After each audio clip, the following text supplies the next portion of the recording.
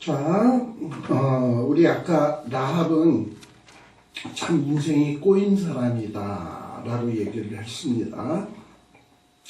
그래서 정말 본인은 원치 않아도 먹고 살아야 되고 가족들을 살려야 되니까 아마 기생이 되지 않았나. 그러니 이 라합의 기생이라고 하는 직책이라 그러니까 이상하다. 생계형 기생이다 라는 것을 알 수 있어요. 그래서 우리 여호수아서 한번 가볼까요?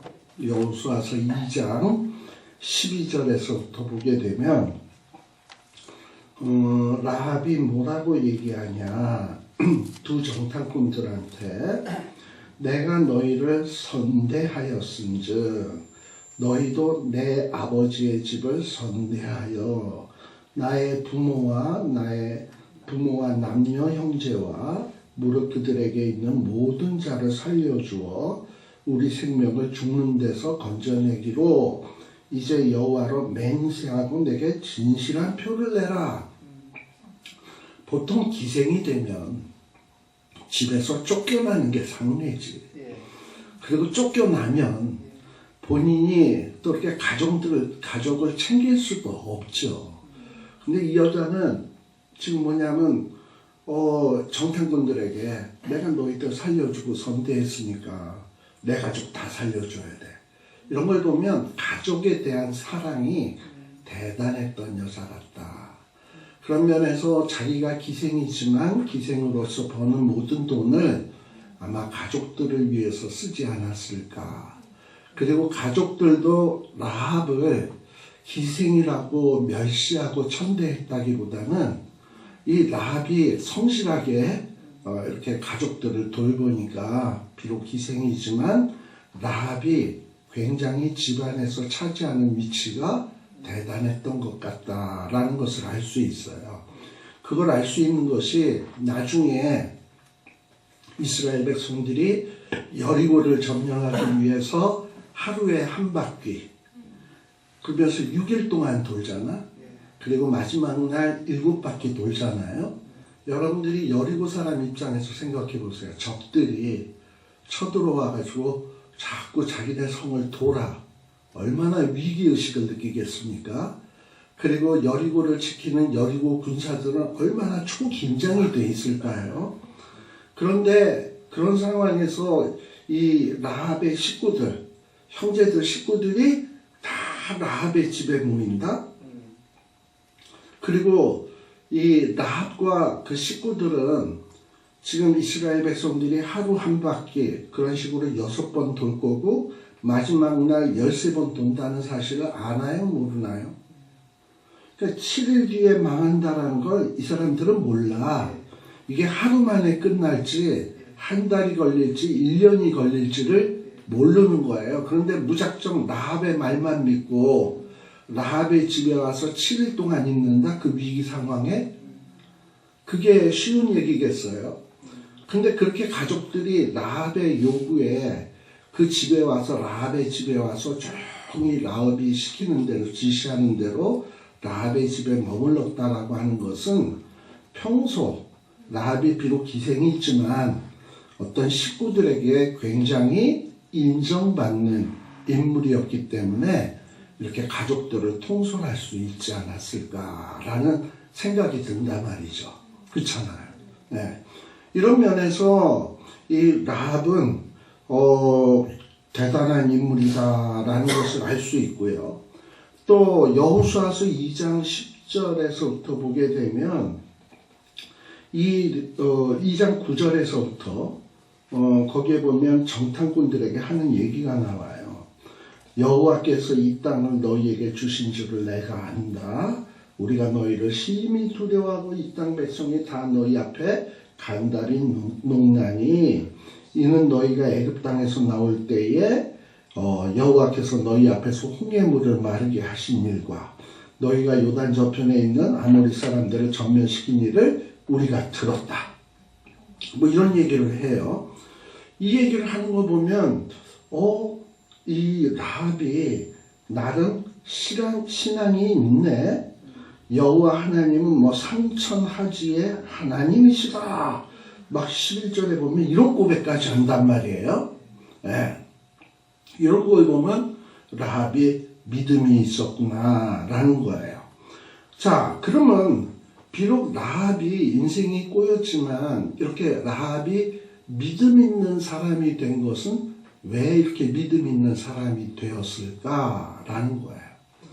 비록 꼬여서 기생이 되었지만 기생이 된 것이 꼭 나쁜 것만은 아니었습니다. 왜냐하면 기생이라고 하는 집은 사람이 많이 왕래하는 곳이야. 특별히 나그네, 외지인 이런 사람들이 많이 왕래하는 곳이거든요. 근데 기생 라합의 집에 와가지고 야 글쎄 뭐 이스라엘 백성이라는 족속이 그 어마어마한 애굽에서 출애굽을 했대. 뭐 이런 소식이 들리는 거야.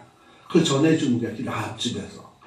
그리고 또 뭐라 그러냐면 야 근데 애굽에서 나올 때 그냥 나온 게 아니래. 그들의 하나님 여호와가 10가지 재앙으로 애굽을 박살을 냈대. 뭐 피, 개구리, 이파리, 독종, 메뚜기, 흑암, 장자죽이 완전히 박살났대. 이거 얼마나 재밌는 얘기들입니까? 막 이런 얘기들이 전달되는 거죠.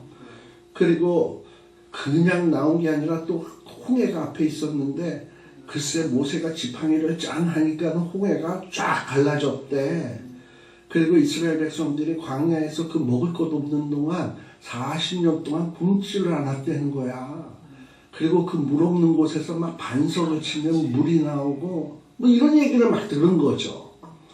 근데 이런 얘기를 다른 여리고 사람들은 다른 여리고 사람들보다 어쩌면 라합은 기생이기 때문에 더 많이 다양한 버전으로 예, 다양한 버전으로 이거를 정보를 들었던 거예요. 믿음은 어디서 난다? 들으면서. 그러니까 자기 인생이 꼬였던 라합은 자기의 과거를 돌이켜보면서 와, 내 인생은 왜 이래? 아, 나도 내 신이 여리고에 있는 저딴 우상 말고 저런 하나님 같은 분이 나의 하나님이라면 얼마나 좋을까? 먹을 것을 해결해 주시고 물을 주시고 지켜주시고 보호해 주시고 이러면서 어쩌면 라합은 이런 자기에게 전해주는 사람들의 소식을 듣고서 여호와에 대해서 흠모하기 시작하고 나름대로 어떤 조그마한 믿음의 씨앗이 자라기 시작한 것 같다 이 말이에요. 그러니까 이 믿음은 인생이 꼬였기 때문에 시작된 것 아니겠나라는 생각이 들어요. 그래서 어쩌면 상상입니다만 라합이 기도를 할 때 이런 기도하지 않았을까? 하나님, 내가 소문을 듣자니 하나님이 대단하신 분 같고 그리고 하나님 같은 분이 나의 하나님이 좀 되어주셨으면 좋겠는데 나를 좀 어떻게 구해 주실 수 없나요? 나를 좀 구원해 주세요. 이러고 기도를 한 거예요. 예를 들면 상상으로, 제 상상으로. 그러던 어느 날 기생 라합의 집에 2명의 정탐꾼이 왔다. 기도 응답이다 아니다. 기도 응답이죠. 2명, 그렇게 해서 2명의 정탐꾼이 왔으면, 그쵸? 기도 응답인 거예요. 자, 그런데 이 2명의 정탐꾼이 어떤 사람인가 하는 거를 좀 볼 필요가 있어요. 기도 응답으로 온 정탐꾼이. 2장 1절에 보게 되면, 거기에 보면 뭐라고 되어 있냐. 여호수아가 시딤에서 2사람을 정탐으로 가만히 보냈어요. 그리고 그들에게 이르되 가서 그 땅과 여리고를 엿보래요. 예. 특별히 여리고를 엿보래요. 근데 여기에 보면 2명의 스파이를 보냈다 그랬는데 어떻게 보냈다라고 되어 있냐면 우리말 성경은 가만히 보냈다라고 되어 있는데 영어 성경이나 히브리 원문에는 비밀리에 여기 보면 뭐라고 되어 있냐면 영어의 성경에 보면 secretly 비밀리에 보낸 거야. 그러니까 비밀리에 보내면 들키면 돼요? 안 돼요? 안 되죠. 그리고 가서 여리고를 엿보라는 거야. 살짝. 그런데 이제 1절 끝에 보면 라합의 집에 갔어요. 그리고 거기에서 유숙을 하려고 하는데 그날 밤, 이 정탐꾼이 도착한 그날 밤에 혹이 2절에 보면 어떤 사람이 여리고 왕에게 벌써 이 2명의 정탐꾼 온 것을 알고 고발을 했어요. 자, 이거는 2명의 정탐꾼이 신분이 노출된 거죠. 그러면 이 2명의 정탐꾼은 정탐꾼으로서 지금 제대로 행동을 하고 있다. 뭔가 좀 어설프다. 그 도착하는 그날 걸린 거 아니야. 그쵸? 뭔가 어설퍼요. 그리고 또 4절에 보면 기생 라합은 이 2 여인을 이스라엘에서 온 정탐꾼으로 알고 숨겨줘요. 라합은 이 2 사람이 비밀리에 왔는데 어떻게 이 2명의 정탐꾼이 비밀리에 왔는데 신분을 숨기고 왔는데 어떻게 이스라엘의 정탐꾼인 걸 알고 숨겼을까? 이거 의문이 되잖아요. 그래서 제 생각엔 어쩌면 이거 아닐까? 2명의 정탐꾼이 여호수아는 비록 비밀리에 보냈지만 이 2 사람이 우리는 비밀을 지켜야 돼.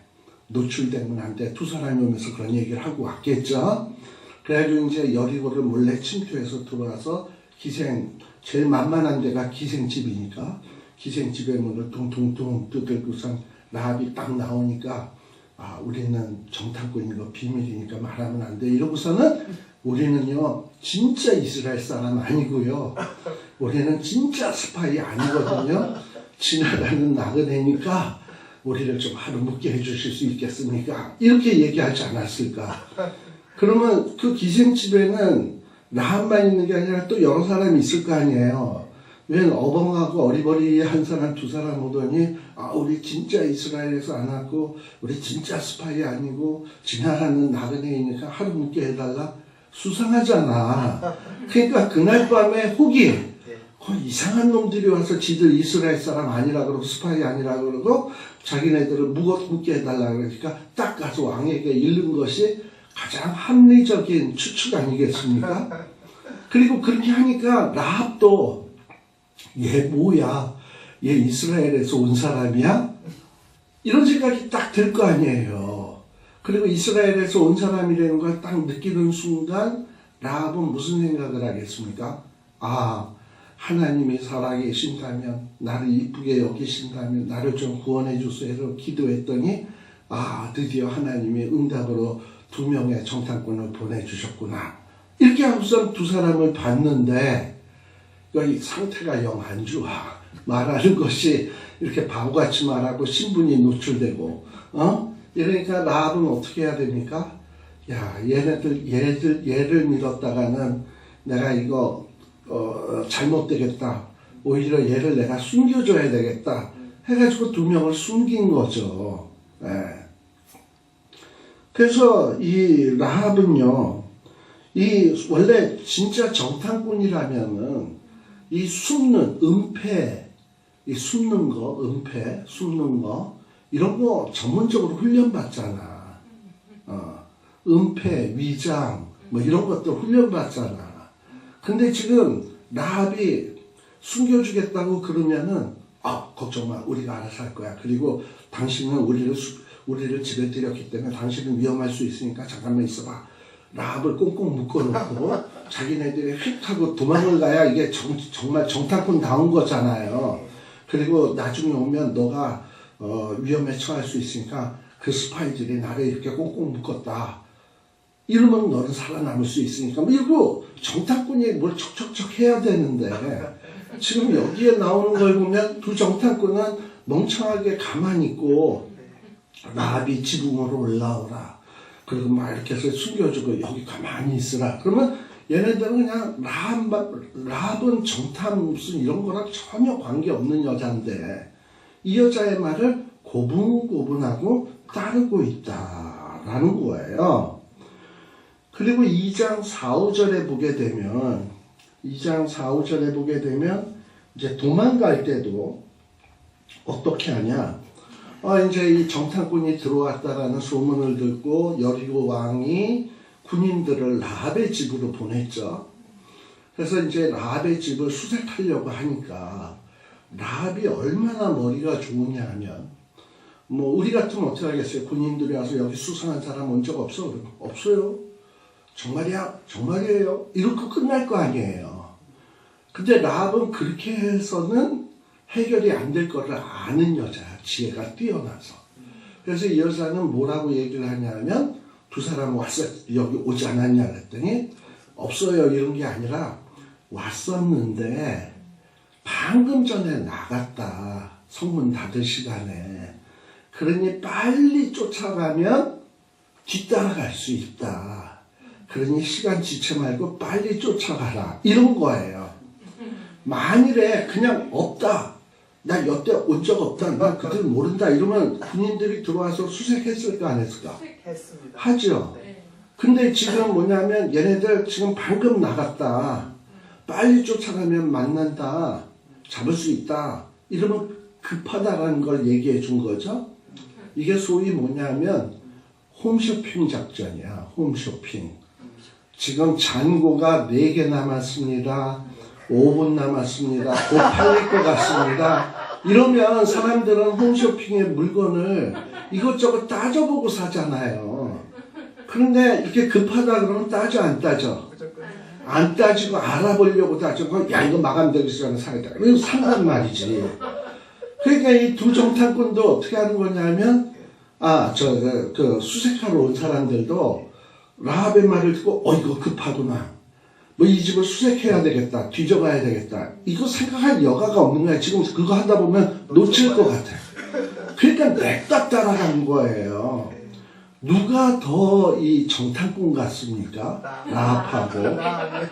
라합이 훨씬 더 정탐꾼 같아. 그리고 그 다음에 2장 8절에 보시게 되면 말이죠.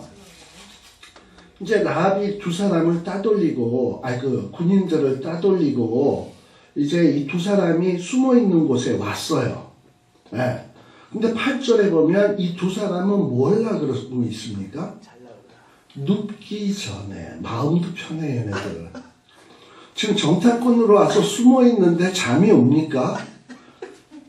누우려고 하고 있어, 지금 지붕에서. 편하네. 참 평하네. 이러고서는 참 보면, 이 정탐꾼들은 잠까지 자려고 하는구나. 그리고 또 뭐냐 하면 2장 15절에서 16절에도 보게 되면 이 2장 15절에서 16절에 보게 되면 라합이 창에서 줄을 매달아 가지고요. 이 두 사람을 줄에다 달아 내립니다. 주어가 누군가요? 라합이 했습니까? 정탐꾼이 했습니까? 이게 정탐꾼이 해야 될 일 아니야. 자기네들이 도피민 탈출 이런 거 훈련 받잖아요. 줄을 만들어서 나가야 되는데 이런 것도 누가 만들어주냐 하면 라합이 다 해줘요. 이런 걸 보면 라합이 오히려 뛰어난 무슨 스파이 정탐꾼 특전사 같아. 그리고 이 두 정탐꾼은 라합의 고분 말만 잘 듣는 어리버리한 병사 같단 말이죠. 참, 그리고 또, 근데 이 어리버리한 이 정탐꾼이요, 라합에게 뭔가 한 가지 작전을 가르쳐줘요. 그게 뭐냐면, 이제 이 라합이 아까 14절, 15절에 보면, 우리 가족 살려달라. 그러니까, 오케이, 살려주는데, 우리가 나중에 여기 쳐들어올 때, 빨간 줄을 매달아라. 붉은 줄 매달으라고 하잖아요. 자, 근데 한번 생각을 해보세요. 지금 라합은 여리고 여리고 군인들에게 라합은 용의자입니까? 용의자가 아닙니까? 용의자지. 스파이를 숨겨준 용의자지. 그래서 군인들이 왔었잖아요. 근데 이런 용의자의 집이니까 계속해서 이제 그동안에는 관심이 없다가 라합의 집을 워치아웃 할 거 아니에요. 수상하니까. 의심이 되니까. 근데 이 여자가 이스라엘 사람들이 와서 한 바퀴, 두 바퀴, 6바퀴, 13바퀴 이렇게 돌 때 붉은 줄을 문 앞에다가 창문에다가 착 내려놓으면 저거 뭐지? 저거 적들에게 무슨 사인 주는 거 아니야? 하고 딱 이 의심 살 수 있는 행동 아닙니까 이게. 근데 정탐꾼이라는 게 라합에게 가르쳐준 작전이 이렇게 의심을 살 만한 위험천만한 작전을 가르쳐 줬다니까. 그러니까 뭔가 이 두 정탐꾼은 뭔가 이렇게 정탐꾼으로서 해야 될 일은 안 하고 기생집에 와서 죽치고 있다가 기생이 살려줘서 도망간 것밖에 없어요. 여리고에 들어와서 무기고가 어디 있는지 알아냈다든지, 군인이 몇 명 있는 걸 알아냈다든지, 식량창고가 어디 있는 걸 알아냈다든지, 이런 건 하나도 없고, 라합 집에 그냥 죽치고 있다가 나간 것밖에 없거든. 그리고 그것도 라합 집에서 이렇게 구출되게 된 모든 과정이 라합이 다 했거든요. 이런 걸 보면 두 명의 정탐꾼은 뭔가 제대로 된 정탐꾼이 아닌 것 같다라는 거예요. 자, 그렇다면 우리 하나님이, 라합이 하나님, 내가 소문 다 들었어요. 하나님에 대한 소문 다 들었고, 하나님 같은 분이 내 하나님이 되었으면 좋겠어요. 하나님이 저를 구원해 주시면 저는 하나님 앞에 정말 귀한 딸이 될게요. 우리 가족도 구원해 주세요. 이렇게 열심히 기도하던 중에 이렇게 기도를 하면 여러분이 하나님이라면 어떤 정탐꾼으로 라합을 구해줄 자로 어떤 사람을 보낼 것 같습니까? 예를 들면 어떤 특전사, 스파이 이런 어떤 사람을 보낸다면 최고로 훈련받은 최정예의 특전사 요원을 보낼 것 같습니까? 아니면 보통의 어떤 특전사 요원을 보낼 것 같습니까? 아니면 지금 여호수아서에 나오는 뭔가 좀 덜 떨어진 어리버리한 이러한 정탐꾼을 보낼 것 같습니까? 여러분이 하나님이라면 라합의 기도를 계속 들었어요. 최정예의 정탐꾼을 보낼 것 같지 않습니까? 그죠? 네. 그리고 여러분들이 여호수아라면, 하나님이 아니고 여호수아라면 지금 여리고를 점령해야 돼. 두 명의 정탐꾼을 보내려고 하고 있어. 그럼 두 명의 정탐꾼을 최정예를 보내겠습니까?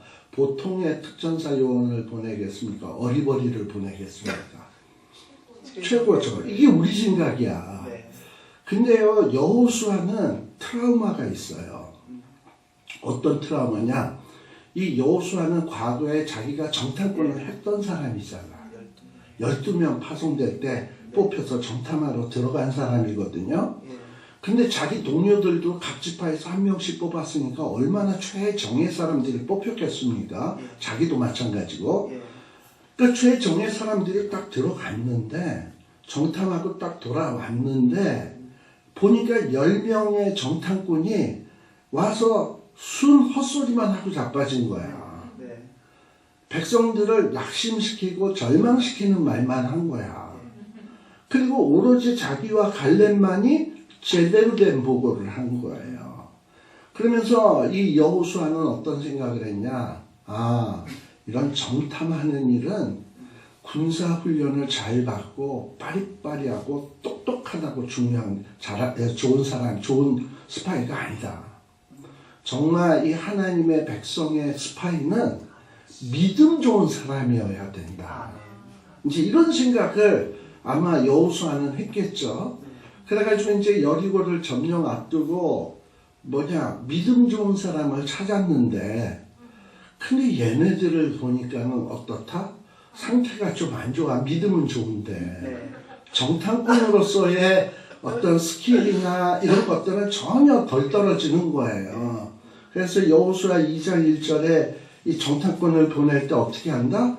신신당부하는 거야. 보통 장군이요, 최정예 정탐꾼 같으면 가서 임무 완수하고 와라 하고 이러면 예스 하고 알아서 하는 거잖아요.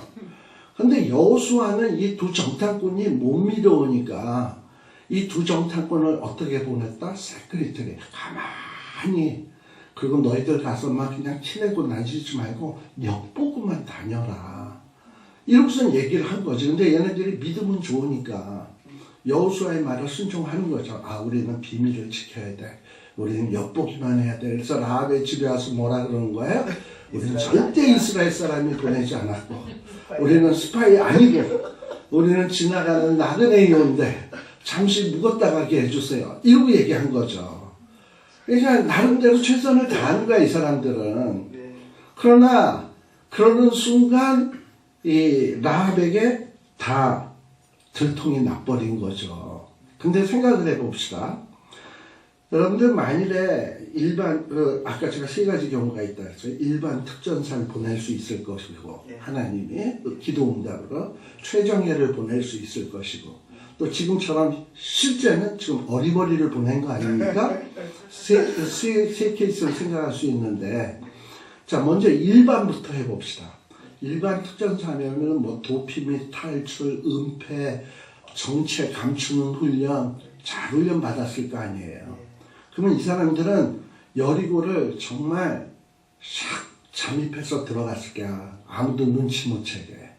그리고 라합의 집에도 아무도 눈치 못 채게 갔을 것이고 문을 똑똑똑 들이고서도 자기 정체를 딱 숨기고 손님으로 들어갔을 거예요. 그렇죠? 그러면 라합이 이 두 사람이 이스라엘에서 온 정탐꾼인 줄 알까 모를까? 모르죠. 그리고 이 사람은 훈련받은 사람들이니까 아 무기고 어디 있다, 식량 창고 어디 있다, 어디에 군대가 집중되어 있다 다 비밀리에 알아보고 딱 그 다음에 도피해서 갔겠죠. 그러면 라합과의 어떤 이런 대화 같은 게 있었을까 없었을까? 없었겠죠. 라합의 신앙 고백을 들을 수 있었을까요? 없었을까요? 없었지. 그러니까 이 일반 특전사가 오면 안 돼. 기도응답으로 못 만나. 라합하고 이 교우가 안 돼. 그럼 최정예가 왔다고 칩시다. 최정예. 근데 이 최정예 사람들은 역시 물론 여리고를 몰래 잠입을 했겠지. 그리고 최정예 훈련을 받았으니까 무기가 어디 있는지 식량 어디 있는지 다 알겠지. 근데 얘네들은 최정예니까 무기고가 어디 있고 뭐가 어디 있고를 아는 정도에서 끝나지 않냐고. 아 우리가 이거 아는 김에 다이너마이트 설치하고 완전히 폭파시키고 가자. 완전 최정예니까 다 폭발을 시키는 거야. 그거를 임무를 200배 이상 수행을 한 거야 얘네는. 그리고 거기에다가 얘네들은 최정예니까 사람들 수소문 딱 하다 보니까 아 이 여리고 안에 하나님을 사모하는 여인이 있대더라. 그래? 그게 누군데? 라합? 오케이. 그러면 라합의 집에 라합의 정체를 알고 이 두 명의 정탐꾼이 딱 해서 라합을 딱 구출해가지고 딱 해서 갔다. 본진으로 돌아갔다. 그럼 누구만 구원받습니까? 라합만이요. 라합만. 근데 지금 하나님은 누굴 보내셨습니까? 제일 어리버리를 보냈어요. 그렇죠? 네. 근데 이 어리버리를 보낸 게 어떻게 보면 최고의 축복이라. 네. 그렇잖아요. 이 어리버리가 왔기 때문에 라합은 딱 눈에 보고 이거 이스라엘 스파이네. 이스라엘에서 온 사람이네. 딱 알았잖아요. 그리고 그들과 대화할 수 있었고요. 그리고 신앙 고백할 수 있었고요. 그래서 자기의 가족들을 구출할 수 있는 계획도 세울 수 있었고요. 이래가지고 어떻게 보면 전화위복이 된 거야. 그래서 성경을 가만 보다 보면 정말 이 말씀이 맞는 것 같아. 고린도전서 1장 27절에 보게 되면 하나님께서는 세상에 미련한 것들을 택하사 지혜 있는 자들을 부끄럽게 하려 하시고 세상에 약한 것들을 택하사 강한 것들을 부끄럽게 하려 하시며 라는 거예요. 어떻게 보면 이 어리버리한 이런 정탐꾼이었기 때문에 더 어떤 큰 효과, 더 큰 구원, 이런 엄청난 일이 이루어진 거야. 그리고 라합은 물론 이제 최정예나 일반 특전사 같은 이런 사람이 구출해 오기를 기대했는지 모르지만 하나님은 라합이 생각한 방식으로 일하지 않는다니까. 우리는 세상에 일을 하려면 어떤 세상에 지혜 있는 자들을 통해서 뭔가 이 일이 해결되기를 바라는데 그래야 안심이 되는데 하나님은 때로는 어리석고 미련한 자를 통해서 하나님의 일을 하는 거예요. 그러다 보면 야 이거 일해가지고 이게 무슨 일이 되겠나 하는데 결국은 그것을 통해서 기적이 발생되는 게 이게 하나님 역사하시는 방법이라니까요. 자, 그래서 우리가 지금 이 족보에 보게 되면, 뭐, 다말, 뭐 대단합니까, 이게, 인간으로서? 라합, 뭐 대단합니까? 룻, 과부, 모함 여인, 뭐 대단합니까, 그죠? 예. 근데 이런 자들을 하나님은 쓰셔가지고, 누가 지금 탄생되게 하고 있냐면, 메시아가 탄생되게 하고 있다니까요. 이거를 누가 이스라엘 백성 중에 감히 예측을 하고 생각을 했겠습니까? 하나님은 아브라함과 다윗의 자손으로 하면 삐까삐까한 막 다윗과 같은 전사, 쌈자라는 전사, 위대한 왕으로 쫙 와가지고 막 로마를 무찌르고 경제 문제를 해결하고 착착착착착 일을 이렇게 해줄 걸로 기대했지. 근데 가만히 족보를 들여다보니까 메시아의 족보라는 게 장남도 아니고 이거 뭐 차남 뭐 전혀 생각지도 못했던 애들이 하나님의 선택을 받아서 메시아를 낳는 조상들이 되고 있고요. 또 거기에다 보면 정말 어설픈 여인들이 들어가 있지를 않나. 그것도 존경 그렇게 썩 할 수 없는 여인들. 근데 그런 방법들을 통해서 하나님이 지금 놀라운 계획을 준비하고 있다라는 얘기예요. 지금 마태복음이 그런 얘기를 하고 있는 겁니다.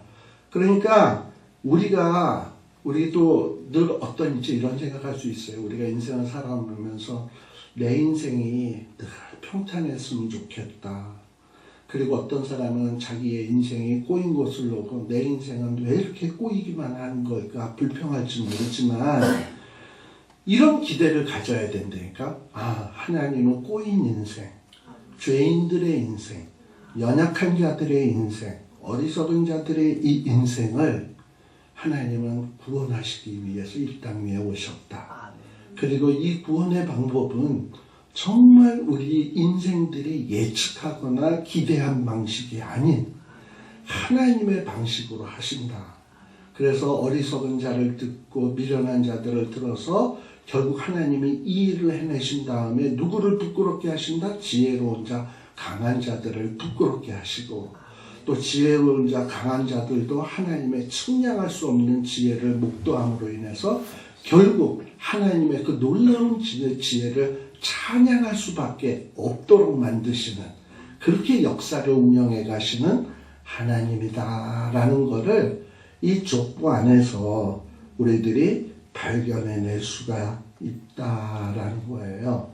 그래서 우리들의 인생도 힘들고 어렵더라도 결코 낙심하지 말고 다말이 그랬듯 라합이 그랬듯 룻이 그랬듯 삶의 상황이 아무리 힘들고 어렵다 하더라도 나에게 주신 것을 가지고 주어진 상황에서 최선을 다하면 하나님은 이 일을 가지고 당장 내 대가 아닌 내 다음 때가 아니라 하더라도 여러분들 룻은 보아스와 결혼을 해서 오벳을 낳았고요.